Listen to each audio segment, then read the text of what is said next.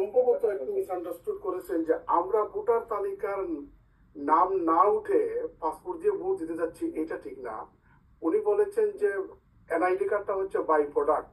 তার মানে হচ্ছে আমরা চাচ্ছি যে বিকল্প পাসপোর্ট এবং ডিজিটাল বার্থ সার্টিফিকেট এবং এনআইডি কার্ড, এই তিনটার যে কোনো দুইটা ফলে ভোটার তালিকায় যেন ঢুকতে পারি। তো যদি এইটা আইন সংশোধন করা লাগে, এখনো সময় আছে, ওইটা প্রজ্ঞাপন জারি করে বা আরপিওতে সংশোধন করে এই জিনিসটা ঢুকালে তখন মানে ম্যাক্সিমাম প্রবাসীরা মানে ভোটাধিকার নিশ্চিত করতে পারবে আসন্ন নির্বাচনে। কারণ হচ্ছে কি, এনআইডি কার্ড প্র্যাকটিক্যালি গত বছর তারা বায়োমেট্রিক দিয়েছে, এখন পর্যন্ত পান না। এভাবে ডজন ডজন মানে পাবলিক আমাদের সাথে যোগাযোগ করে। সুতরাং ওটা যদি দিতে পারতেন আগামী 1 মাস 2 মাস বা 2 সপ্তাহের ভিতরে, তাহলে তো কোনো কোয়েশ্চন ছিল না।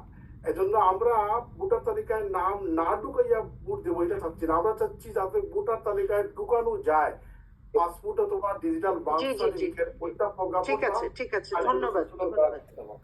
ক্লিয়ার। আমি নির্বাচন কমিশন সচিবালয় ওভার টু দেন। স্যার, আপনাদের যে নাজিরের প্রশ্নের উত্তর থেকে প্রথমে বলি, ব্যারিস্টার নাজির, আপনি আপনাদেরকে সবাইকে আশ্বস্ত করে বলি, আপনারা যা চাচ্ছেন বর্তমান রিকোয়ারমেন্ট কিন্তু তার চেয়েও সহজ।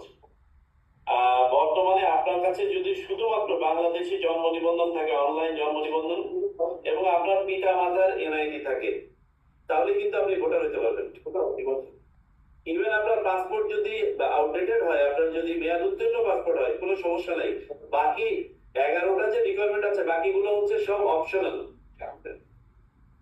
আপনার ম্যান্ডেটরি রিকোয়ারমেন্ট হচ্ছে ইউনিক একটা জন্ম নিবন্ধন দরকার, আপনার অনলাইন জন্ম নিবন্ধন, আর আপনার পরিচয় নিশ্চিত করার জন্য আপনার পিতা মাতার এনআইডি, অথবা তাদের আপনার যদি তারা জীবিত না থাকে, তাদের শেষ সময় যদি এনআইডি না থেকে থাকে, তাদের ডেথ সার্টিফিকেট। এটা হলেই কিন্তু হতে পারছেন। আর আমরা প্রবাসীদের জন্য এটা সহজ করেছি এই জন্য যে আপনারা এখানে আবেদন করার পরে এটা মাঠ পর্যায়ে একটা ভেরিফিকেশনে যায়। আমরা এই কমিশন দায়িত্ব গ্রহণ করার পরে আমরা বিয়ে দিয়েছি যে মাঠ পর্যায়ে যেহেতু আমি ভেরিফিকেশন করছি, এখানে যদি 2-1 জন অন্য ভিন দেশি লোকও অ্যাপ্লিকেশন করে ফেলে, আমি তো এটা মাঠ পর্যায়ে ভেরিফিকেশনের সময় বাদ দিতে পারবো। তাহলে আমি বাকিদেরকে কষ্ট দিব কেন? তো